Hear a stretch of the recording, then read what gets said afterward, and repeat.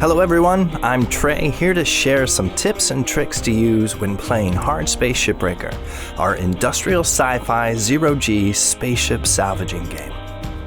But first, on behalf of the dev team and our friends at Focus, I'd like to personally thank all of you cutters out there from all over the world that have joined us in our journey through early access on Steam. We've been listening, and we're already talking about your feedback, your ideas, your suggestions. You're already helping us make the game better, and we've only just begun.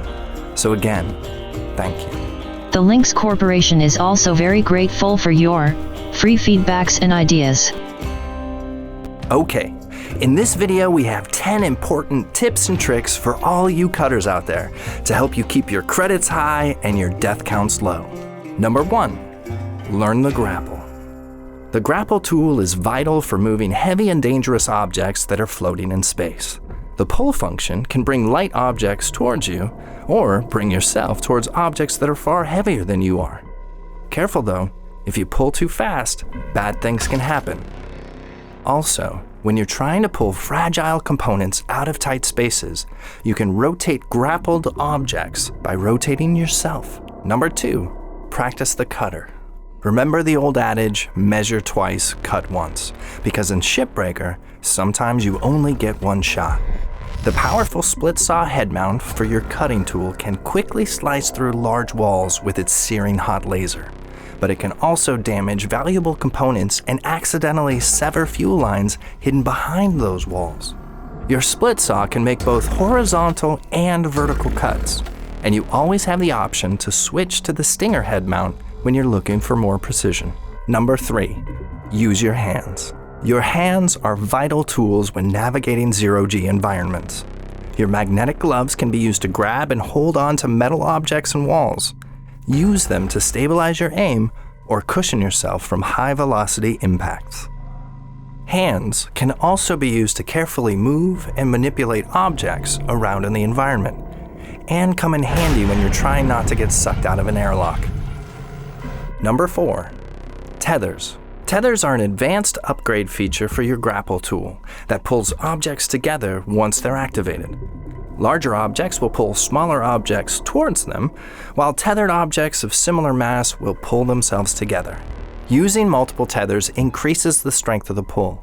So if you stack enough tethers together, all pulling in the same direction, you can move almost anything. Refilling your tethers does cost precious credits though, so use them wisely, especially early in the campaign. Number 5, atmospheric regulation. You will encounter some areas in ships that are still pressurized, and exposing them to a vacuum leads to a decompression event. The escaping oxygen hurls all loose objects towards the breach, and often results in an explosive chain reaction. The safest way to depressurize a room is to find an atmosphere regulator and shut it off. If that's not an option, try to find a safe spot to decompress the room yourself. If you're feeling creative, sometimes you can even use decompression events to your advantage. Number 6, power and electricity. A ship's power is controlled by a power cell or a generator, depending on the class of ship. Always take this into account when salvaging, because once you remove a ship's power source, many of its systems will begin to malfunction or shut down completely. Be careful when removing power sources. Like reactors, power sources become unstable as soon as they're removed from their casing and can damage nearby objects and overcharge any electronic equipment they come in contact with. Number 7, fuel and fire. Fuel pipes are safe to cut if you find a way to remove the fuel inside first. If you find the correct valve, you can expel the fuel manually. Or if you can't, there's always the option to perform some controlled demolitions to flush it out yourself. Use caution when making your cuts near ruptured fuel lines. Fuel leaks often create deadly gas clouds that can easily be ignited. Number 8, be cool. Coolant pipes and tanks can flash freeze walls and break fragile objects.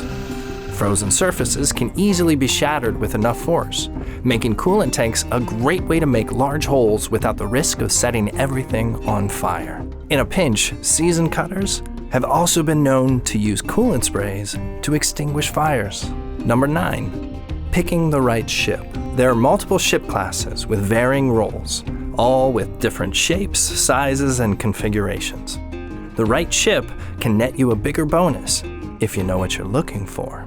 If you require furniture to complete your next certification, small transport ships usually have a good number of passenger seats that you can salvage.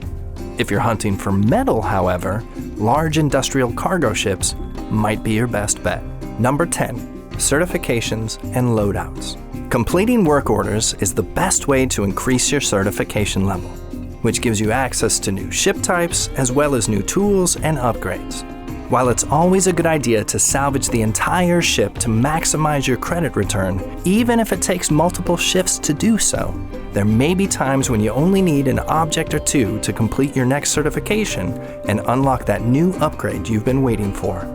You always have the option to get what you need from a ship and then end your shift early to purchase your upgrades right away. But be careful. Lynx doesn't like it when you waste precious resources and will likely dock your pay to discourage this type of behavior in the future.